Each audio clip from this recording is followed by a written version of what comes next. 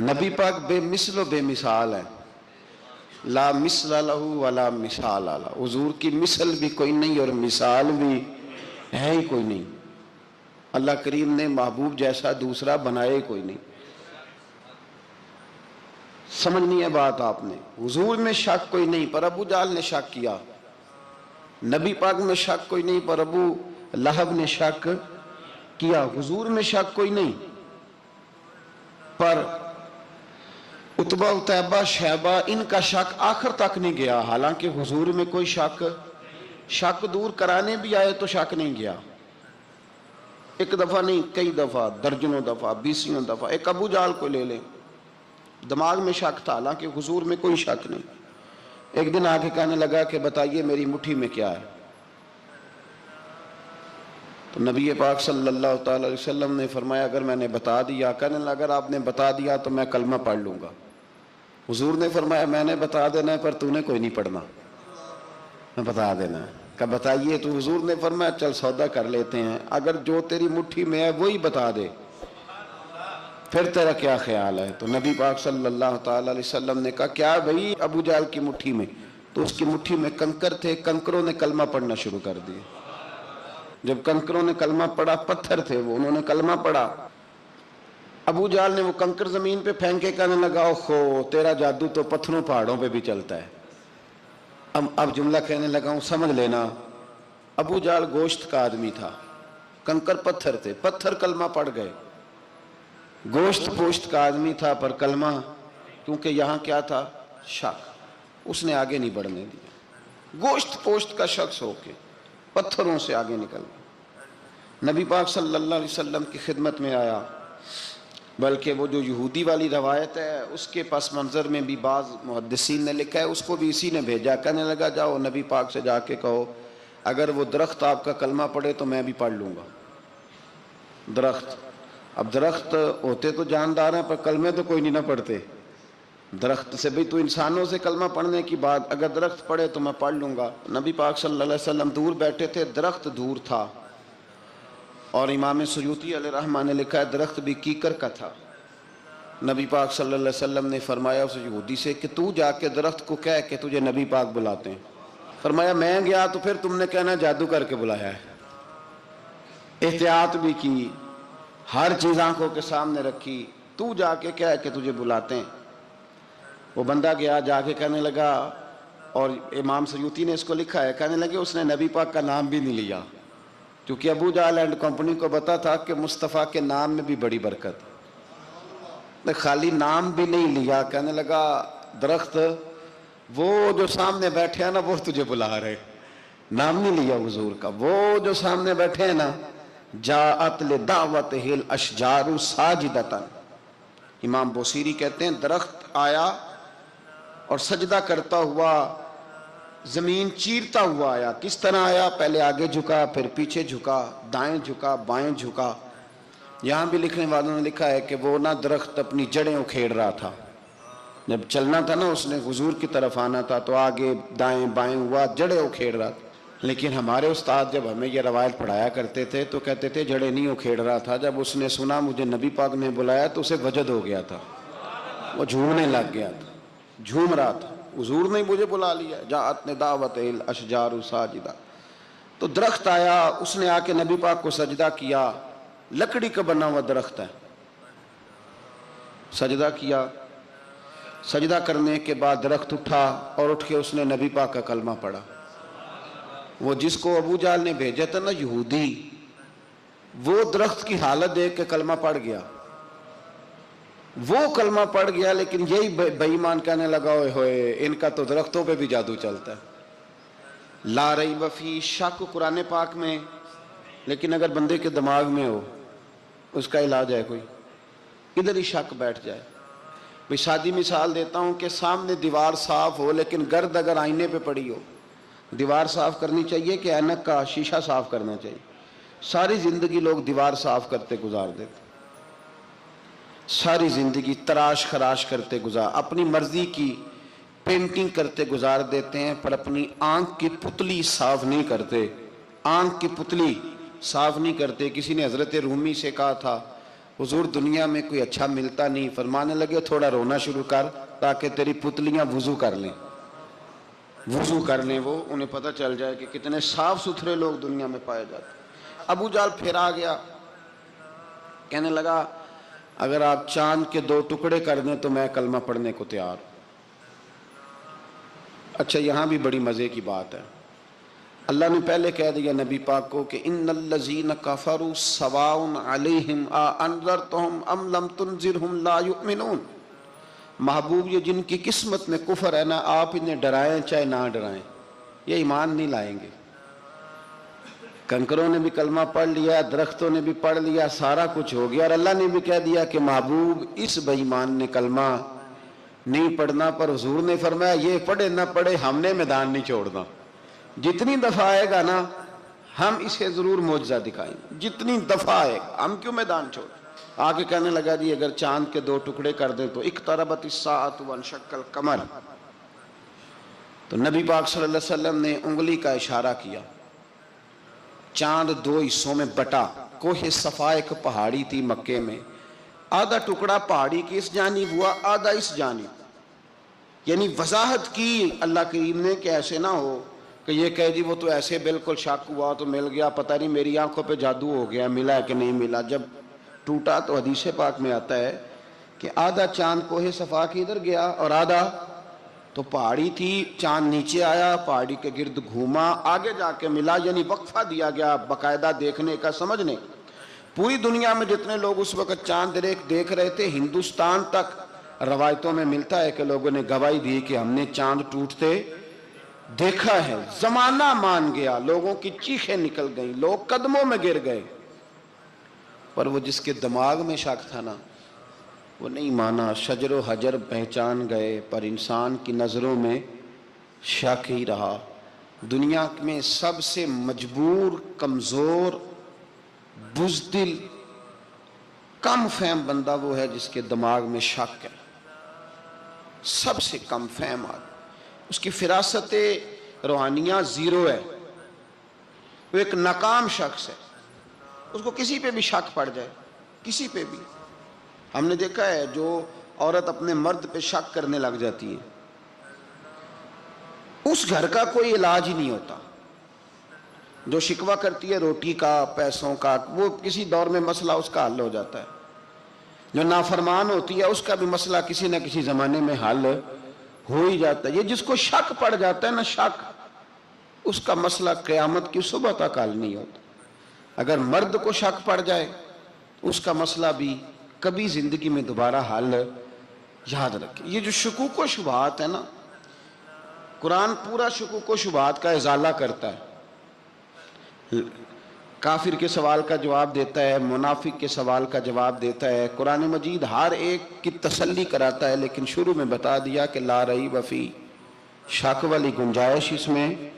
لوگ آج تک شک کر رہے ہیں کہ اللہ کا کلام ہے کہ نہیں، آج تک لوگ کہیں۔ تو میرے بھائی، شکوک والی زندگی کمزور ہوتی ہے، شکوک والی، عقل مند لوگوں کی زندگی کمزور زندگی ہے۔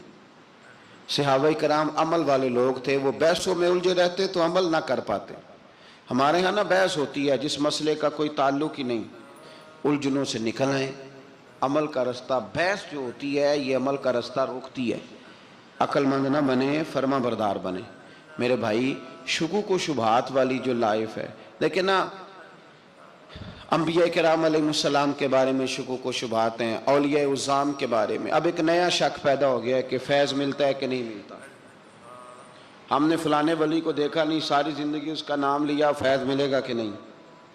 غوث پاک کو دیکھا نہیں، ساری زندگی قادری کہلایا، فیض ملے گا کہ نہیں۔ خواجہ اجمیر کو دیکھا نہیں، چشتی کہلائے، فیض ملا کہ نہیں۔ صابر پیا کو دیکھا نہیں، صابری کہلائے، فیض ملا کہ نہیں۔ او خدا کے بندے، فیض وہ چیز ہے جو نظر نہیں آتی پر محسوس سب سے زیادہ ہوتی ہے۔ ملے تو حضرت اویس کرنی بھی نہیں تھے نبی پاک سے، وہ بھی نہیں ملے تھے، ملاقات تو ان کی بھی نہیں ہوئی تھی۔ کیا کہو گے؟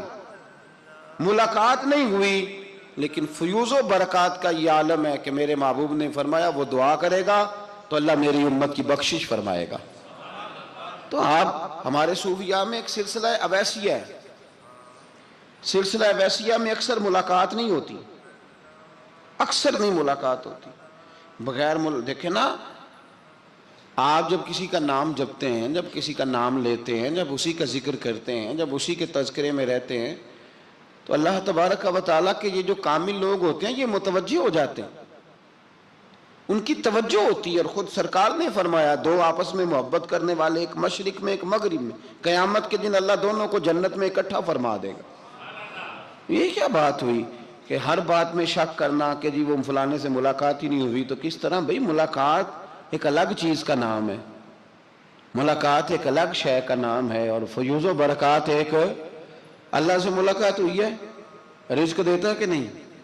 زندگی دیتا ہے، ساری چیزیں دیتا ہے، تو ملاقات تو کوئی نہیں کرتا۔ تو اس لیے ہر چیز کو ٹھیک ہے، وہ جو جگہ جس جگہ پہ جو بات ہے اس کو وہاں رہنا چاہیے، لیکن یہ شکوک ہیں، ان سے باہر نکلیں، ان سے باہر آئیں۔ اولیاء اللہ کا جو فیضان ہے، ان کی جو محبت ہے، ان کے جو طریق، حضرت سلیمان بن بشار رحمت اللہ علیہ بزرگ گزرے ہیں، وہ کہتے ہیں میرے پاس، میں بڑا خوبصورت تھا، جوانی میں دین کی تھوڑی سی خدمت کرتا تھا، تو ایک عورت آ گئی، اس عورت نے میرے ساتھ کچھ مجھ سے مانگا، مطالبہ کیا، تو میں نے کہا کوئی بھکارن ہے۔ میں نے جب اس نے نقاب اوڑھا ہوا تھا، جب میں نے اس کی طرف پیسے دینے کے لیے، خیرات دینے کے لیے کوئی چیز بڑھائی، تو اس نے چہرے سے کپڑا ہٹایا، میں نے نظر جھکا لی، کہنے لگی سلیمان میرا رنگ روپ تو دیکھ، میں کتنی خوبصورت ہوں، میں تیری محبت میں گرفتار ہو گئی، خدا را میں اپنے آپ کو تیرے حوالے کرتی ہوں۔ آپ فرماتے ہیں جب اس کے نیت اور ارادے میں اور لفظوں میں نے فطور دیکھا، تو میں استغفر اللہ پڑھتا وہاں سے بھاگ گیا، اتنا دوڑا کہ میں بصرہ سے باہر نکل گیا، شہر سے ہی باہر آ گیا، عورت سے دوڑ رہا ہے، مرد، نوجوان، خوبصورت۔ فرماتے ہیں عشاء کی اذانیں ہو رہی تھی، نماز پڑھ کے میں مسجد میں سو گیا، تو مجھے حضرت یوسف علیہ السلام کا دیدار ہو۔ جناب یوسف کہتے ہیں میں حضور کا غلام اور غلاموں کا غلام اور صدیوں بعد کا غلام، تو جناب یوسف علیہ السلام میری خواب میں آئے اور کہنے لگے اٹھ جوان، میرے سینے سے لگ، یار تو نے تو نبی پاک کا امتی ہو کے وہ کام کیا ہے جو میں نے نبی ہو کے کیا تھا۔ اب کام حضرت یوسف والا کیا تھا نا، تو صدیوں اور سالوں اور مہینوں کا فاصلہ بن سکا، تو وہ آ گئے۔ مسئلہ یہ ہے کہ شکوک و شبہات والی زندگی نقصان دیتی ہے۔ حضرت ہمارے سلسلہ مقدسہ میں ایک سلسلہ علویہ ہے جو اعلیٰ حضرت فاضل بریلوی کو حاصل تھا، شاہ عبدالعزیز صاحب محدث دہلوی رحمۃ اللہ تعالیٰ علیہ نے بڑا لکھا مولا علی کی شان پہ، حضرت علی پہ کلام، ان کا ذکر، ان کے تذکرے اس قدر فنا ہو گئے کہ ہر وقت ذکر علی کرتے۔ فرماتے ہیں مجھے خواب میں حضرت علی کا دیدار ہوا، انہوں نے مجھے بیعت فرمایا اور مجھے اپنے سلسلہ مبارکہ میں اجازت دی۔ تو شاہ صاحب رحمت اللہ علیہ فرمایا کرتے تھے کہ میں نے وہ بہت کم لوگ ہیں جن کو پھر ان میں بیعت فرمایا جاتا ہے، تھوڑے چند لوگ، اور ان کو سلسلہ مبارکہ میں اس میں چند لوگ ہیں۔ اعلیٰ حضرت کے بعد شاہ علیہ رسول ہیں، شاہ علیہ رسول کے بعد شاہ عبدالعزیز محدث دہلوی، وہ ڈائریکٹ مولا علی شیر خدا سے بیعت۔ تو مطلب یہ ہے کہ کام شکوک و شبہات سے نکلیں۔ قرآن نے کہا لا ریب فی، قرآن میں شک البتہ وَإِن كُنتُمْ فِي رَيْبٍ مِّمَّا نَزَّلْنَا عَلَىٰ عَبْدِنَا، بندے کچھ شک کرتے ہیں، اگر انہیں شک ہو تو وہ اس طرح کریں کہ فَأْتُوا بِسُورَةٍ مِّن مِّثْلِهِ، پھر اس کی مثل ایک صورت لے کے آئیں، اور وَادْعُوا شُهَدَاءَكُم مِّن دُونِ اللَّهِ إِن كُنتُمْ صَادِقِينَ، سارے بے شک اپنے حمایتی بلا لیں اگر وہ سچیں۔ شک والی دنیا سے باہر نکل آئیں، حقیقت والی دنیا کو قبول کریں۔ شکوک و شبہات کا ازالہ نہیں ہوتا، شک دوسرے شک کو جنم دیتا ہے، نقص دوسرے نقص کو جنم دیتا ہے، غلطی دوسری غلطی کو جنم دیتی ہے۔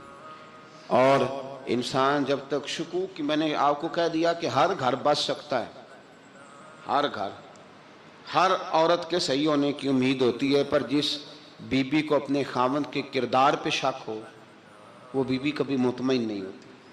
ہر گھر بس جاتا ہے، لیکن جس خاوند کو اپنے بیوی کے کردار پہ شک ہو جائے اس کا کبھی اس کے ساتھ سلوک مخلصانہ۔ شکوک والی زندگی بیماروں کی زندگی ہے، شکوک والی زندگی بیماروں کی زندگی، کمزوروں کی زندگی، بزدلوں کی زندگی۔ اس لیے حقیقت والی چیز جب تک آپ کے پاس کوئی چیز کلیئر ہو کے نہیں آتی، شریعت اسلامیہ نے بہتان کی سزا رکھی ہے 80 کوڑے، پتہ ہے آپ کو؟ جس نے ایسے ہی بہتان لگا دیا، دلیل ہی کوئی نہیں، ایسے ہی کہہ دیا کہ جی وہ مجھے شک ہے جی انہوں نے ایسے کیا ہے، فرمایا اسے کوڑے مارو۔ شک کی بنیاد پر بہتان ترازی کرتا ہے، کوڑے کی سزا رکھی، 80 کوڑے مارو اس ظالم۔ یہ شک کر رہا ہے اس کو جب اس کے پاس دلیل ہی کوئی نہیں۔ یہاں بڑے بندے ہیں بات کر دیتے ہیں، کہتے ہیں جی وہ ایسا ہوا ہوگا، میں نے ایسا دیکھا تھا، ہوگا، کیا تھا، ممکن ہے۔ تو یہ شکوک ہے، اس شکوک یہ سامنے والے کا کچھ بھی نہیں بگڑتا، اس بیچارے کا کیا بگڑنا ہے۔ یاد رکھیں بڑی خوبصورت بات یہاں حضرت عبداللہ ابن مسعود کی، آپ فرمایا کرتے تھے جب کسی بندے پر بندے شک کرتے ہیں اور ناجائز شک کرتے ہیں، اللہ اس کی عزتوں میں اضافہ فرما دیتا ہے، اللہ اسے شانیں عطا کرتا ہے۔ اپنی زندگی کو بیماریوں سے نکالیں، یہ روحانی بیماری ہے شک، اس سے باہر آنا ہے۔ یہ ظلم ہے، اولیاء پہ بھی شک، صوفیاء پہ بھی شک، علماء پہ بھی شک، ہر بندے پہ شک، کوئی صحیح نہیں، سارے غلط، میں اکیلا صحیح۔ اس شک سے باہر آ جائیں، یہ نفسیاتی مریض بنا دے گا، بے سکون کرے گا، بے قرار کرے گا۔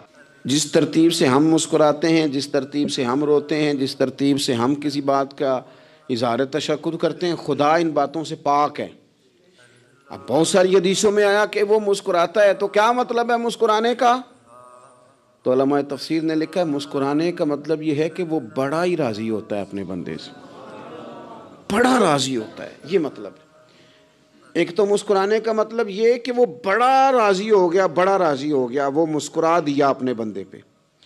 اور ایک اس کا معنی خود نبی پاک صلی اللہ تعالیٰ علیہ وسلم نے بیان فرمایا، مسند امام احمد بن حنبل میں حدیث ہے، حضور سید عالم علیہ السلام سے صحابہ نے پوچھا یا رسول اللہ شہید تو بڑے لوگ ہوتے ہیں، شہیدوں میں افضل کون ہے؟ تو اللہ کے حبیب علیہ السلام فرمانے لگے وہ والا بندہ جو ڈٹ گیا تھا کافروں کے مقابلے میں، وہ ہلا نہیں، پوری طرح ڈٹ کے جو لڑا وہ شہداء میں افضل ہے۔ حضور فرماتے ہیں وہ جنت کے بالا خانوں میں سیر کرے گا اور رب اسے دیکھ کے مسکرائے گا، رب اسے دیکھ کے مسکرائے گا، اللہ تعالیٰ مسکراتا ہے اسے دیکھ کے۔ اور اگلے جملے میں حضور نے وضاحت کر دی، فرمایا جب رب دنیا میں کسی پر مسکراتا ہے نا تو اس کا معنی یہ ہے کہ قیامت میں پھر اللہ اسے حساب کوئی نہیں لے گا۔ جس پر اللہ دنیا میں مسکرا دیا اس سے کوئی حساب، تو وہ کام ڈھونڈنے چاہیے نا جس سے اللہ مسکرائے۔ ویسے کبھی ہم ایسا کرتے ہیں کہ نہیں کہ کسی کو راضی کیا جائے؟ یہ کام ہم کرتے ہیں کہ ہماری کمپنی کا جو سربراہ ہے وہ ہم سے راضی رہے، جس ادارے میں ہم پڑھاتے ہیں اس ادارے کا بڑا ہم سے راضی رہے، یہ کرتے ہیں ہم۔ اس کے لیے کچھ نہ کچھ ہیلے بہانے ہم کرتے ہیں، برادری، قبیلہ، علاقہ، بستی، لوگ کسی طریقے سے ہمارے ساتھ مطمئن رہیں، کرتے ہیں نا یہ سارے کام۔ اس میں تھوڑی مشکل بھی ہمیں آتی ہے لیکن کرتے ہیں، کیا کریں۔ گھر میں بھی کئی دفعہ ایسا ماحول بنانا پڑتا ہے۔ چلیں ایک اور میٹھی مثال دیتے ہیں، زیادہ سمجھ میں آئے گی۔ چھوٹا بچہ خوش رہے، آپ اس کے لیے محنت نہیں کرتے؟ وہ چھوٹا ہے، اس کو خوش کرنا فرض ہے ابا پہ، لیکن وہ کہتا ہے کہ میں نے موٹر سائیکل لینا ہے، چھوٹا ہے چلا ہی نہیں پائے گا، تو ابا پھر اسے راضی کرتا ہے، کہتا ہے بیٹے چھوٹا سائیکل لے لے، چل میں تجھے اڑانے والا جہاز لے دیتا ہوں۔ مقصود کیا ہے کہ اس کو ناراض نہیں کرنا، یہ روئے نہ، اس کا دل نہ ٹوٹے۔ ہو یارو سنو نا میں کیا کہہ رہا ہوں، اگر چھوٹے بچے کے لیے وہ چیزیں ڈھونڈتے ہو، میرے ابا جی نا اپنے نواسے کے لیے کھلونا لے کے آئے تو بچہ بڑا ہی کھیلا، تو ابا جی کہنے لگے لو پیسے پورے ہو گئے میرے، بچے کو پسند بڑا ہے نا، پیسے پورے کر چھڑے نے، دیکھو نا جی کتنا اس کو راضی ہوا ہے۔ تو انسان کیا کرتا ہے کہ کوشش کرتا ہے، چھوٹا بچہ بھی ناراض نہ ہو تو وہ چیزیں وہ ڈھونڈتا ہے کہ اس کو کیا پسند ہے، چاکلیٹ لے جاؤں، فلاں چیز لے جاؤں، آئس کریم لے جاؤں۔ تو ایک بچے کے لیے، گھر کے لیے، سربراہ کے لیے اتنی محنت کرتے ہو تو وہ کام بھی ہمیں ڈھونڈ کے تلاش کرنے چاہیے نا جس سے رب راضی ہوتا ہے، اللہ راضی ہوتا ہے۔ بتاؤں وہ کون کون سے کام ہیں؟ نبی کریم صلی اللہ تعالیٰ علیہ وسلم نے ارشاد فرمایا 3 لوگ ہیں جنہیں دیکھ کے رب مسکراتا ہے۔ یا رسول اللہ صلی اللہ علیہ وسلم وہ کون کون سے؟ تو محبوب فرمانے لگے ایک وہ بندہ ساری مخلوق سوئی ہے، آدھی رات ہے، رات کا پچھلا پہر ہے، اس نے اٹھ کے وضو کر لیا، مصلی پہ کھڑا ہو گیا خدا کی یاد میں، فرمایا اسے دیکھ کے رب مسکراتا ہے جو اس کی شان کے لائق ہے، مسکراتا ہے اللہ۔ یہ تو سونے کا ٹائم تھا، یہ تو گہری نیند آنے کا وقت تھا، رات کا پچھلا پہر، رات پوے تے بے درداں نو نیند پیاری آوے، تے درد منداں نو یاد سجن دی ستیاں بھی آن جگاوے، اور ساون کی کالی راتوں میں جب بوندا باندی ہوتی ہے، وہ راتوں کو اٹھ اٹھ روتے ہیں جب خلقت ساری سوتی ہے۔ اللہ مسکراتا ہے۔ اور سننا میرے بھائی، میرے نبی پاک صلی اللہ تعالیٰ علیہ وسلم فرماتے ہیں جب مسلمان نماز کے لیے صفیں بناتے ہیں نا، ترتیب لگ رہی ہوتی ہے، اب اللہ کی بارگاہ میں کھڑے ہوں گے، قیام کریں گے، رکوع کریں گے، سجود کریں گے، فرمایا جب مومن صفیں بناتے ہیں تو رب دیکھ کے مسکراتا ہے، مسکراتا ہے۔ کمال ہو گئے عروج بندگی کا، جب بندے کو دیکھ کے رب مسکرائے۔ خدا بندے سے خود پوچھے بتا تیری رضا کیا ہے، مسکراتا ہے۔ اور میرے نبی پاک علیہ السلام فرماتے ہیں جب مجاہد جہاد کے لیے صفیں سیدھی کرتے ہیں، آج تو یہ رب کے نام پہ مرنے ہی آ گئے، یہ صفوں میں کھڑے ہوں گے، ترتیب سے لڑیں گے، ترتیب سے گلا کاٹیں گے کافروں کا یا شہادت لیں گے۔ فرمایا جب جہاد کے لوگ صفیں بناتے ہیں تو رب انہیں دیکھ کے مسکراتا ہے۔ کتنے نصیبوں والا وہ بندہ ہے جسے دیکھ کے مسکرا دیا۔ او یار، کبھی تیرا بیٹا تیرے سامنے مسکرائے نا چھوٹا تو تیرا دل باغ باغ ہو جاتا ہے۔ تیری ماں بیمار کسی ایک دن صحیح طرح ہنس پڑے تو طبیعت خوش ہو جاتی۔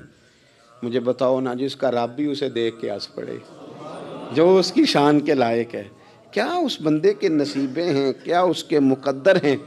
آپ اس مقام پر اپنے آپ کو لائیں۔ اب دیکھیں نا، یہ حدیث آپ نے سن لی، اب ہم نے نا اس طرح صفیں نہیں بنانے جس طرح ساری دنیا، اب ذرا صفیں بھی شوق سے بنائیں گے، اب ذرا تھوڑا سا شوق پیدا کریں گے۔ بھئی یہ تو میں وہ کام کرنے لگا ہوں جسے دیکھ کے رب مسکراتا ہے۔ نبی پاک صلی اللہ علیہ وسلم نے فرمایا جب کوئی بندہ توبہ کرتا ہے نا، ہم توبہ کا رٹا لگاتے ہیں، یا اللہ میری توبہ، یا اللہ۔ اور توبہ کا تو مطلب یہ ہے کہ پچھلے گناہوں سے پکی توبہ، آج کے بعد یہ غلطی نہ کرنے کا پکا وعدہ۔ تو نے ساری شب برات رو کے گزاری ہے، بتا سویرے جھوٹ جوڑنے کا ارادہ ہے تیرا؟ آج کے بعد رشوت تو نہیں نہ لے گا، ملاوٹ تو نہیں نہ کرے گا، یہ توبہ ہے۔ اور اگر سارے کام اسی طرح کرنے تو پھر یہ توبہ کا رٹا ہے، تو جتنا مرضی لگاؤ۔ حضرت علی بن ربیعہ رضی اللہ تعالیٰ عنہ فرماتے ہیں میں مولا علی کے ساتھ تھا، مقام حرہ کی طرف جا رہے تھے، حضرت علی نے ہاتھ اٹھا کے دعا مانگی ہماری تعلیم کے لیے، ورنہ حضرت علی ہم صحابہ کو محفوظ عن الخطا تو مانتے ہیں نا۔ ہاتھ اٹھا کے کہا اے اللہ ہمارے گناہ بخش دے، تیرے علاوہ کوئی معاف کرنے والا نہیں۔ اور پھر حضرت علی آسمان کی طرف دیکھا اور دیکھ کے نا حضرت علی بن ربیعہ کو تو مسکرائے۔ حضرت علی بن ربیعہ کہنے لگے حضور مسکرائے کیوں ہو؟ فرمانے لگے ایک دن میں حضور کے ساتھ اسی طرح آیا تھا، اسی طرح حضور نے دعا فرمائی تھی ہماری تعلیم کے لیے، اور پھر حضور مجھے دیکھ کے مسکرائے تھے اور فرمایا جب کوئی بندہ رب کی بارگاہ میں اس طرح استغفار کرتا ہے تو رب مسکراتا ہے، اور مسکرا کے فرماتا دیکھ لو میرے بندوں کو پتا ہے کہ میرے علاوہ معاف کرنے والا کوئی نہیں، انہیں پتا ہے، تم اس کی بارگاہ میں رجوع تو لاؤ، آؤ تو صحیح دو آنسو لے کر۔ اقبال کہتے ہیں کہ موتی سمجھ کے شان کریمی نے چن لیا، قطرے دو گرے میرے ار کے انفعال کے، دو میں نے آنسو بہائے تھے تو اس کے کرم نے تو موتی سمجھ کے چن لیے۔ سنو نا، حضور اس استغفار کو اللہ کو یار رات کو توبہ کر کے سونا چاہیے ہمیں۔ کچھ غلطیاں ہم کرنا نہیں چاہتے پر ہم سے ہو جاتی ہیں، کچھ دل ہم توڑنا نہیں چاہتے پر وہ ٹوٹ جاتے ہیں، ہماری مجبوری ہوتی ہے ٹوٹ جاتے ہیں۔ رات کو اس کی بارگاہ میں ہاتھ باندھ کے کشکول طلب دراز کر کے خوب استغفار پڑھنا چاہیے کہ مالک بندے ہیں نا کیا کریں، نفس کا ساتھ ہے، دنیا کا ساتھ ہے، خواہشات نفسانیہ، مالک معاف کر دے۔ درد سے توبہ، رسم نہ ہو، کہانی نہ ہو، لفظ نہ ہو، جملے نہ ہوں، اور جناب ایسے لوگوں کے بیچ بڑے ہاتھ باندھ کے اور بڑا کوئی ضرورت نہیں، آپ اکیلے اپنی چارپائی پہ بستر کے اندر منہ دے کے بھی درد سے کہیں گے نا معاف کر دے تو وہ تو مہربانی بڑا ہے۔ میرے نبی پاک صلی اللہ علیہ وسلم مثال دیتے ہیں، فرمایا ایک آدمی صحرا میں جا رہا، صحابہ سے حضور خطاب کر رہے ہیں، فرمایا ایک آدمی صحرا میں جا رہا تھا، اس نے اپنی اونٹنی پہ کھانا پانی پیسے ہر چیز رکھی ہوئی تھی، صحرا تھا بہت بڑا، درمیان صحرا کے گیا تو تھوڑا سا سستانے کے لیے آرام کرنے کے لیے اونٹنی سے نیچے اترا، اب اس نے اونٹنی کی لگام اونٹنی کی نکیل اپنے سرہانے کے نیچے رکھی، ہاتھ کے ساتھ پکڑی اور سو گیا۔ تھوڑی ہی دیر کے بعد جب اس کی آنکھ کھلی تو دیکھا اونٹنی غائب ہے۔ صحرا میں وہ پیدل نہ آگے جا سکتا ہے، نہ پیچھے جا سکتا ہے، نہ دائیں نہ بائیں، کھانے کو روٹی نہیں، پینے کو پانی کا قطرہ نہیں، تھوڑا ادھر بھاگا ادھر بھاگا، تھک گیا۔ کریم محبوب فرماتے ہیں وہ پوری طرح نڈھال ہو گیا اور مایوس ہو گیا، معاذ اللہ، مایوس ہو کے دوبارہ اسی جگہ آ کے لیٹ گیا جہاں پہلے لیٹا تھا، انتظار کرنے لگا کہ اب موت ہی آئے گی، آخری وقت ہے، اب نہ میں پیدل یہ صحرا کراس کر سکتا ہوں، نہ پیچھے جا سکتا ہوں، نہ کھانا ہے نہ پانی ہے، سوائے موت کے کوئی سہارا نہیں۔ حضور فرماتے ہیں وہ رستے میں دوبارہ لیٹ گیا، اچانک اس نے رخ بدلا تو اونٹنی سامنے کھڑی تھی۔ حضور نے صحابہ سے پوچھا بتاؤ نا اسے بھلا کتنے کو خوشی ہوگی؟ یا رسول اللہ جسے نئی زندگی مل گئی ہے۔ آپ دیکھیں نا سارے ڈاکٹروں نے کہہ دیا کہ اس کے تو گردے معدہ جگر ہر چیز ختم ہے، گھر لے جاؤ خدمت کرو، ہر طرف پریشانی ہے۔ وہ بندہ بھی سمجھ گیا ہے کہ آخری وقت آ گیا، کل جاؤں پرسوں جاؤں، تیاری ہو گئی، سب لوگ آ گئے، باہر والے بھی آ گئے، یہ ماحول ایک عجیب رنگ اختیار کر گیا۔ اچانک ایک ڈاکٹر نے آ کے کہا نہیں غلطی لگ گئی تھی۔ مجھے بتائیے انداز کیا ہوتا ہے؟ بغیر دوائی کے بندہ اٹھ کے کھڑا نہیں ہو جاتا، او میں تو بچ گیا ہوں۔ نبی پاک صلی اللہ علیہ وسلم فرمانے لگے اس کی اونٹنی مل گئی، بتاؤ بھلا اسے کتنی خوشی ہوگی؟ یا رسول اللہ وہ تو دوبارہ دنیا میں آ گیا۔ حضور فرمانے لگے اسے کچھ بھی خوشی نہیں ہوئی۔ جب کوئی رب کا گناہ گار بندہ آ کے توبہ کرتا ہے، رب کو اس سے کئی گنا زیادہ خوشی ہوتی ہے۔ میرا بندہ آ گیا ہے، میرا بندہ آ گیا ہے، میرے گھر آ گیا۔ اس نے آنسو بہائے ہیں، اس نے کہا اللہ میں تیرا ہی ہوں، تیرا ہی رزق کھاتا ہوں، تیری ہی زمین پہ رہتا ہوں، تیرے نام سے میری سانسیں چلتی ہیں۔ وہ آ گیا۔ فرمایا اس اونٹنی والے سے زیادہ رب کو خوشی ہوتی ہے جب گناہگار آ کے توبہ کرتا ہے۔ گناہگاروں کے آنسو اس کی بارگاہ میں بڑے مقبول ہیں، لیکن ہم رسم ادا کرتے ہیں، توبہ نہیں کرتے۔ ہم اپنے آپ کے ساتھ دھوکہ کرتے ہیں، جھوٹ بولتے ہیں۔ ہم بندہ کوئی ناراض ہو جائے تو ہمیں کو نہیں نیند آتی، اس کے گھر چلے جاتے ہیں۔ ہم اپنے سارے رشتوں کو تعلقات کو مینٹین کر کے رکھنے کے عادی ہیں۔ ہمیں پتہ ہے کہ وہاں میں نہیں جا سکا تو بیٹا بھیجتا ہوں، فلاں شادی پہ میں نہیں جا سکا تو بھتیجا بھیجتا ہوں، بھائی بھیجتا ہوں۔ ہر تعلق کا ہم نے خیال رکھا کوئی روٹھ نہ جائے،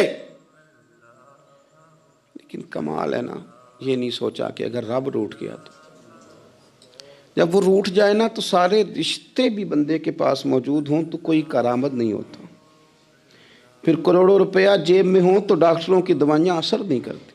وہ روٹھ جائے تو پھر انسان اس طرح سے پھسلتا ہے کہ بڑے بڑے اس کے پاس دروازے ہوتے ہیں پر کسی جگہ اس کا ہاتھ نہیں لگتا۔ خدا را خیال کریں، دنیا روٹھتی ہے تو روٹھ جائے، رب رسول ناراض نہ ہونے پائیں، اس کا خیال کریں۔ حضور فرماتے ہیں وہ مسکراتا ہے، اسے خوشی ہوتی ہے جب کوئی اس کا بندہ اس کی طرف رجوع کرتا ہے۔ میرے عزیزو، رسول پاک صلی اللہ تعالی علیہ وسلم نے ان لوگوں کے تذکرے کیے جنہیں دیکھ کے رب مسکراتا ہے۔ ہم نا گناہگاروں پر بھی فتویٰ دینے میں جلدی کرتے ہیں اور نیکی پر بشارت دینے میں بھی جلدی کرتے ہیں، حالانکہ یہ ہماری ذمہ داری نہیں۔ پتہ نہیں اللہ تعالیٰ کس کو کب توفیق توبہ دے کے اپنے قریب کر لے، لیکن بڑی جلدی ہے، بڑی جلدی فتویٰ دینے میں۔ اور یہ فتویٰ صرف مفتیوں کا نہیں رہ گیا، یہ میری طرح کے آپ کی طرح کے ڈھیروں لوگ ہیں جنہوں نے جیبوں میں فتوے ڈالے ہوئے ہیں۔ بھئی آپ نے کیوں ذمہ داری لے لی ہے جنت میں داخل کرنے کی اور نکالنے کی؟ یہ تو میرے رب کریم کا کرم ہے، وہ جس کو چاہے جب چاہے جتنا چاہے عطا کرے۔ لیکن کچھ لوگ نا بڑے پکے ہو گئے ہیں کہ شاید جو میں سوچ رہا ہوں وہی درست ہے۔ کبھی کبھی کچھ چیزیں عجیب بھی ہوتی ہیں، لہذا خدا کی رحمت پر بھروسہ کر کے بات کرنی چاہیے، اپنی مرضی کے فتوے نہیں داغنے چاہیے۔ وہ دیکھو جی فلانا بندہ یوں کر رہا ہے، آپ کو پتہ ہی نہیں پوری بات کا، آپ کو علم ہی نہیں پوری بات کا۔ حضرت بہاءاللہ نقشبند بخاری رحمۃ اللہ علیہ فرماتے ہیں میں حج کرنے گیا تو وہاں میں نے ایک آدمی کو کروڑوں کا کاروبار کرتے دیکھا تو میرے دل میں خیال ہے یہاں بھی اللہ اللہ کرنی چاہیے تھی، دنیا داری کر رہا ہے۔ لیکن فرماتے ہیں حج سے فارغ ہوئے تو میں نے دیکھا وہی بندہ سارا کچھ رب کی بارگاہ میں خیرات کر رہا ہے، اور سینکڑوں غریب حاجی ہیں جن کو پورے خرچے دے رہا ہے۔ تو میں نے وہیں اپنی سوچ سے توبہ کی کہ میں کہاں تھا، بڑی جلدی کھڑے نہ ہو جائیں۔ حضرت حسن بصری رحمۃ اللہ تعالیٰ علیہ ارشاد فرماتے ہیں کہ میں دریا کے کنارے گیا تو وہاں میں نے ایک شخص کو دیکھا، وہ اپنی ایک خاتون کی گود میں سر رکھ کے بیٹھا اور قریب ایک بوتل بھی پڑی ہے۔ میرے دل میں معاذ اللہ خیال آیا کہ دیکھو کس انداز میں ایک عورت کے ساتھ یہ ہے، اور پاس بوتل بھی پڑی ہے، جانے شراب ہے۔ کہتے میں سوچ ہی رہا تھا کہ اچانک ایک کشتی آ رہی تھی دریا میں، وہ ہچکو لے کھائے، کشتی میں 4-5 لوگ تھے، وہ دریا میں ڈوبنے لگے۔ وہ آدمی تیزی سے اٹھا، دریا میں چھلانگ لگائی، پہلے ایک کو نکالا، پھر دوسرا نکالا، پھر تیسرا نکالا، ایک بندہ رہ گیا۔ کہنے لگا حضور مجھے تو آپ نے گناہگار سمجھا ہے، میں تو بڑے غلط انداز میں یہاں بیٹھا ہوں، آپ نے جو سوچا، چلیں گے چوتھا بندہ آپ نکالنا ہے، کرے نا یہ کام، کرے نا یہ کام۔ بڑے بھولے بھالے، بڑے اللہ والے، ریاض آپ کو بس ہم ہی جانتے ہیں، اتنی جلدی فتویٰ۔ حضرت حسن بصری فرماتے ہیں میں پشیمان ہوا، میں نے کہا مجھے تیرنا نہیں آتا، تو دیر نہ کر، چوتھا ڈوب نہ جائے۔ کرتے اس نے چھلانگ لگائی، چوتھا بھی نکال لایا، اور کہنے لگا حضرت آپ نے جلدی کی سوچنے میں، یہ بی بی میری ماں ہے اور یہ سرکے کی بوتل ہے۔ ہم ماں بیٹے کا یہ مشغلہ ہے کہ یہ وہ جگہ ہے جہاں آ کے لوگ مسافر اترتے ہیں، اور یہاں سے کسی کا گھر 100 میل ہے، کسی کا 200 میل ہے۔ ہم صبح سرکہ، کھجوریں، روٹیاں لے کے یہاں آتے ہیں، مسافروں کی نوکری کرتے ہیں، کوئی پریشان ہو تو مدد کرتے ہیں۔ حضرت خواجہ حسن بصری فرماتے ہیں میں نے معافی مانگی، ان سے بھی مانگی، رب سے بھی مانگی۔ انہوں نے مانگ لی نا بزرگ تھے، پر ہم کو نہیں تیار مانگنے کو۔ ہم ہر وقت بدگمانیاں، وہ فلانا فلانے جرم کرتا تھا، میں اسے اب کیسے نیک مان لوں؟ بھئی اب وہ نمازی ہے، خدا کے گھر آتا جاتا ہے، اب اللہ کی بارگاہ میں حاضر ہوتا ہے، جب رب نے معاف کر دیا تو بھی سوچ بدل جا۔ سنیں حضور کیا فرماتے ہیں۔ نبی پاک صاحب العلاق صلی اللہ تعالی علیہ وسلم فرماتے ہیں، مسند امام احمد بن حنبل دیکھیے، فرمایا رب اس وقت بڑا ہی مسکرائے گا جب قاتل بھی جنت میں جائے گا، مقتول بھی جنت میں جائے گا۔ یا رسول اللہ مقتول تو گیا، یہ قاتل کیسے چلا گیا؟ حضور فرماتے ہیں جائے گا، اور جائے گا اور رب مسکرائے گا، جو اس کی شان کے لائق ہے۔ یا رسول اللہ کس طرح؟ تو نبی پاک صلی اللہ علیہ وسلم فرمانے لگے اس نے ایک مومن کو قتل کیا تھا، وہ شہید ہو کے جنت میں چلا گیا، اب اللہ نے بعد میں اسے توبہ کی توفیق دے دی۔ پہلے اس نے کلمہ پڑھا، پھر یہ میدان میں اترا، کافروں سے لڑا، یہ شہید ہوا، رب نے اسے بھی جنت دے دی۔ قاتل بھی جنت میں، مقتول بھی جنت میں، اور بات اتنی انوکھی ہے کہ رب دیکھ کے مسکرا رہا ہے، جو اس کی شان کے لائق ہے۔ ہم جلدی میں ہیں، ہم انتظار نہیں کر رہے کہ شاید توبہ کر جائے، ہم انتظار نہیں کر رہے، لیکن میرے عزیز اتنی جلدی نہ کریں۔ سوچوں کا صاف ہونا، ذہنوں کا پاک ہونا، اور لوگوں کے بارے میں گمان کا اچھا ہونا۔ آپ کسی نفسیات کے ڈاکٹر کے پاس چلے جائیں، اسے کہیں ٹینشن بڑی ہے، میں ان کے مضامین پڑھتا رہتا ہوں، وہ سب سے پہلا سبق آپ کو یہ پڑھائیں گے کہ اچھا سوچا کریں۔ اچھا سوچنے سے بندہ تندرست رہتا ہے۔ کس سے بندہ تندرست رہتا ہے؟ ہیں جی واقعی، یعنی اس والے پڑوسی کے بارے میں بھی اچھا سوچنا ہے، گھر میں اس والے کے بارے میں بھی، چھوٹے بھائی کے بارے میں بھی اچھا سوچنا ہے، اور بڑے کے بارے میں بھی اچھا ہی سوچنا ہے۔ یعنی اپنی برادری قبیلے کے بارے میں بھی اچھا سوچیں، جو قبیلے کا نہیں اس کے بارے میں بھی چلیں تھوڑا سا اچھا سوچ لیں۔ اپنے بارے میں تو اچھا سوچا ہے بڑا، میں کہتا ہوں کہ ہم اپنی غلطیوں سمیت اپنے آپ سے بڑا پیار کرتے ہیں، اور دوسرے کی ایک غلطی نظر آ جائے تو ہمیں گھن آنے لگ جاتی ہے۔ آپ جلدی نہ کریں، مالک نے موقع دیا ہے بندوں کو، نہ وہ کسی کا رزق چھین رہا ہے، نہ سانسیں چھین رہا ہے، وہ اپنی زمین پہ چلنے بھی دے رہا ہے، رہنے بھی دے رہا ہے، تو جب اس نے موقع دیا ہے آپ بھی تھوڑا موقع دیں۔ اللہ بڑا کریم ہے، دروازے کھولے گا، اس کے بندے اس کی بارگاہ تک پہنچیں گے۔ بدگمانیاں، اور پھر بدگمانیوں کا عروج، اور اس لیول تک جا کے بات کر دینے کا جہاں سے خوف آئے کہ یار یہ بات نہیں کرنی چاہیے تھی۔ رسول کائنات سرور دو عالم صلی اللہ تعالی علیہ وسلم فرماتے ہیں کہ اللہ مسکراتا ہے۔ دیکھو ہمارے ہاں نا ایک اور بھی مسئلہ بن گیا ہے، میں نے کچھ لوگوں کو نا پکا، میرے پیارے ہیں، محبت ہے مجھے، تو میں چونکہ آپ میری کلاس ہیں، میں مشاہداتی اور تجرباتی باتیں بھی کر لیتا ہوں، اسی کی روشنی میں کئی دفعہ گفتگو بھی تیار کرتا ہوں۔ کچھ لوگوں نے نا پکا ذہن بنا لیا یہ کہنے کا کہ ہاتھ بڑا تنگ ہے، پکا، آپ جس وقت پوچھ لیں ان کا ہاتھ اور بڑا ہی زیادہ تنگ ہے. آپ یقین کریں بہن کا جو خامند ہے وہ کہہ رہا ہے جا حصہ لے کے آ, تیرے بھائیوں کی کمائی تو نہیں تیرے ابا کی ہے, لے کے آ. وہ بیچاری اس کی منتیں کر رہی ہے, کہتی ہے اگر جاؤں گی نا تو وہ کہیں گے حصہ لے جا, آج کے بعد ہمارے گھر نہ آنا, میرا دروازہ نہ بند کرو, مہربانی کرو. اور بھائی سے بات کرتی ہے تو کہتا ہے ہاتھ ہی بڑا تنگ ہے, جب ٹھیک ہوگا تو دے دوں گا. نہ کریں یہ ظلم. ہمارے اپنے تڑپتے رہتے ہیں اور ہماری دولتیں اندر پڑی رہتی ہیں.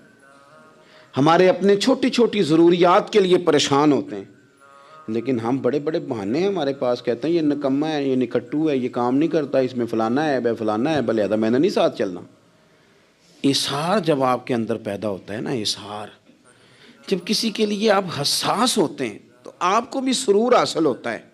نہ کریں یہ کام کہ آپ کو اللہ نے وسعت دی اور ہر وقت آپ ہاتھ تانگ ہونے کا رونا رو رہے ہیں, ہر وقت آپ یہ کہہ رہے ہیں میں بڑی آزمائش میں ہوں, جب خدا نے آپ پہ نہیں ڈالی.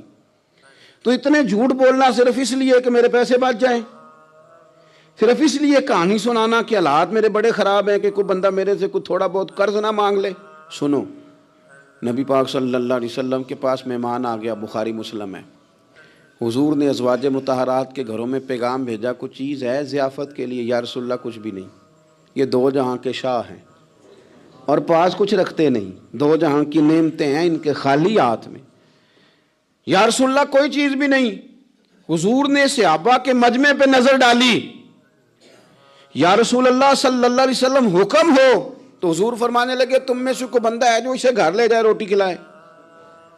ایک صحابی اٹھے فوراً, حضور میں لے کے جاتا ہوں کھانا کھلاتا ہوں. فرماتے ہیں میرے گھر میں صرف بچوں کا کھانا تھا, یہ نہیں کہ فریزر بھرا ہوا ہے نعمتوں سے, صرف بچوں کا کھانا. یہ نہیں کہ کسی کو دیکھ کے اپنی ہنڈیا پہ برتن دے لیا, صرف بچوں کا کھانا. کہتے ہیں گھر گیا, بیوی سے کہا کیا کیفیت ہے, کہنے لگی بچوں کی روٹی ہے. میں نے کہا بچے سلا دے, صبح ناشتہ کر لیں گے. تو کہنے لگی آپ کیا کھائیں گے؟ تو میں نے کہا نہ میں کھاؤں گا نہ تو کھائے گی, مہمان جو نبی پاک کا ہے. کہا اچھا, اب ذرا تجویز دیکھو میاں بیوی کی سوجھی آپس میں. کہتے ہیں کھانا لگا دینا, کیونکہ ایک آدھ بندے کا کھانا ہے. اپنی غربتوں کا ہر جگہ اظہار کرنا, رونا رونا. یہ دیکھو غربت کیسے چھپائی جا رہی. اس کو کہا نہیں کہ چل تو تھوڑا رحم کھا, تو آیا ہے تو تھوڑا رحم کھا, یہ نہیں کہا. کہا اٹھ کے نا تو کھانا رکھنا اور اٹھ کے نا چراغ ٹھیک کرنے کے بہانے بجھا دینا. ہم دنیا والوں کے سامنے کیوں اپنے دکھ بیان کریں؟ ہم جو کہیں گے رب رسول کی بارگاہ میں کہیں گے. تو نا چراغ ٹھیک کرنے کے بہانے. اہلیہ اٹھی, کھانا دینے کے بعد چراغ ٹھیک کرنے کے بہانے بجھا دیا. خامد بھی ہاتھ چلاتے رہے, بیوی کبھی برتن رکھتی کبھی اٹھاتی, پتہ چلے کہ کھانا کھا رہے ہیں, کھانا کھایا جا رہا ہے. کہتے ہیں مہمان پیٹ بھر کے کھانا کھا گیا. یہ کام ہوا رات کے اندھیرے میں, اس وقت ہوا جب چراغ بھی بند تھا, اس وقت ہوا جب کوئی دیکھنے والا نہیں تھا, کسی پڑوسی کو بھی خبر نہیں تھی. فرماتے ہیں صبح کے اجالے میں اس مہمان کو لے کے مسجد نبوی میں نے قدم رکھا تو نبی کریم نے فرمایا رات جو تم نے کام کیا ہے نا اسے دیکھ کے میرا رب بڑا مسکرایا ہے, اللہ بڑا مسکرایا ہے. اللہ تر دامنی پہ شیخ ہماری نہ جائیے, ہم دامن نہ چھوڑ دیں تو فرشتے وضو کریں. یہ شان ہے صحابہ کی. نبی کریم علیہ السلام نے فرمایا رب رات مسکرایا تیرا یہ انداز دیکھ کے, اور اس نے قرآن نازل کیا وَيُؤْثِرُونَ عَلَىٰ أَنفُسِهِمْ وَلَوْ كَانَ بِهِمْ خَصَاصَةٌ. کچھ لوگ وہ ہیں جنہیں بڑی بھی ضرورت ہو تو دوسروں پر اثار کر دیتے ہیں, قربانی دے دیتے ہیں. رب مسکرایا ہے, اندر پیسے رکھے ہوئے ہیں, اندر پیسے رکھے ہوئے ہیں. اور بہن آ کے منت کر رہی ہے کہ بھائی حالات بڑے خراب ہیں, تھوڑی سی مہربانی کر. تو کہتے ہیں بہن پردہ ہی ہے بس, کیسے بتاؤں تجھے حالات, تجھے کیا بتاؤں کام کتنی مشکل سے چلتا ہے, یہ پردہ یہ بس. بہرحال اگر تو نے کہا ہے نا 50,000 تو میں زیادہ نہیں کو 20 کو دے دوں گا تجھے, وہ بھی خاصی نیکی کر کے, وہ بھی بتا سکھا کے. رات اماں پہ علیحدہ سے احسان چڑھاؤں گا, ابا پہ علیحدہ سے چڑھاؤں گا کہ تمہاری بیٹی کے ساتھ تعاون کر رہا ہوں, سارے علاقے کو ویسے ہی بتاؤں گا. اور وہ غریبنی بیچاری 20,000 لے کے گھر گئی ہے, پہ سفارشیں کر رہی ہے کہ مہربانی کرو. میں نے ایسے بھی دیکھے ہیں جو پہلے بیوی کو پکڑاتے ہیں تو دے, اس لیے کہ پھر وزیر اعظم تو ڈنڈا نکال لے گا تو بڑا مشکل ہو جائے گا پھر گھر میں رہنا. لہذا وہ یہ تو آگے لگ، یہ کیا لہجہ ہے آپ کا؟ یہ تو کسی کو بھی دیں تو چھپا کے دینے کا حکم ہے، کسی کو بھی دیں تو ہمیں حکم یہ ہے کہ سیدھے ہاتھ سے دینا ہے، الٹے کو خبر۔ اور یہ جو بالکل ہی اپنے، ان پر تو پردہ پوشی آپ کے لیے ویسے ہی ضرورت تھی۔ میرے عزیز، رب مسکراتا ہے، میرے نبی پاک علیہ السلام نے یہ اعمال ہمیں بتائے جن پر اللہ مسکراتا ہے، خوش ہوتا ہے۔ اور بعض لوگوں کو حضور نے نامینیٹ کیا، حضرت سعد بن معاذ رضی اللہ تعالیٰ عنہ عظیم صحابی تھے۔ یہ وہ خوبصورت صحابیاں جن کے جنازے کو کندھا میرے نبی پاک نے عطا فرمایا، حضور نے کندھا عطا فرمایا۔ کمال ہو گئی، نرخ بازار محبت کا انوکھا ہی ہو گیا، خود خریداروں میں شامل آ کے مولا ہو گیا۔ حضور نے کندھا دیا۔ حضرت سعد بن معاذ رضی اللہ تعالیٰ عنہ کا جب جنازہ اٹھا، ان کی والدہ رو پڑی، بڑے درد سے روئی، ماں تھی نا۔ ان کی آواز جب حضور تک گئی تو نبی پاک نے فرمایا آنسوؤں کو روک لے، آواز کو کم کر لے، تیرے بیٹے کی تو جب روح پرواز ہوئی ہے تو رب مسکرایا ہے۔ جس کے آنے پہ رب راضی ہو، مسکرا دے جو اس کی شان کے لائق ہے۔ یہ تو وہ لوگ ہیں کہ جن کے جانے پر نہ رب، وہ کسی نے کہا تھا کہ میرے مرنے پہ ہر سو شور مچ جائے گا، دیکھو گے میرے مرنے پہ ہر سو شور، تمہیں پتہ چل جائے گا جب ہم جائیں گے، میرے مرنے پہ ہر سو شور مچ جائے گا، دیکھو گے، اور کہنے الوداع سرکار خود تشریف لائیں گے۔ اور درویش کہنے لگے بعد مرندے مکھڑا میرا ہو جاوے جے تازہ، پھر سمجھ لینا محبوب میرے نے آن پڑے ہے جنازہ۔ اور عاشق کا جنازہ ہے، ذرا دھوم سے نکلے اور محبوب کی گلیوں سے ذرا گھوم کے نکلے۔ فرمایا کہ ان کے تو جانے پہ رب کریم۔ اور حضور نے ایک دعا بھی دی۔ حضرت طلحہ رضی اللہ تعالیٰ عنہ صحابی تھے، ان کا وصال ہو گیا تو حضور نے دعا بھی دی۔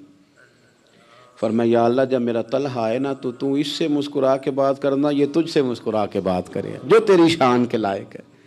تو اللہ تعالیٰ غائب درجے راضی ہوتا ہے۔ ایک دفعہ پھر بات دہراتا ہوں، جو میدان میں ڈٹ کے شہید ہو رب اسے دیکھ کے مسکراتا ہے، جو اس کی شان کے لائق۔ جو توبہ صحیح کریں، سچی کریں، رب انہیں دیکھ کے مسکراتا ہے جو اس کی شان کے لائق ہے۔ جو نماز کے لیے صفیں بنائے رب انہیں دیکھ کے مسکراتا ہے، جو جہاد کے لیے صفیں بنائے رب دیکھ کے مسکراتا ہے۔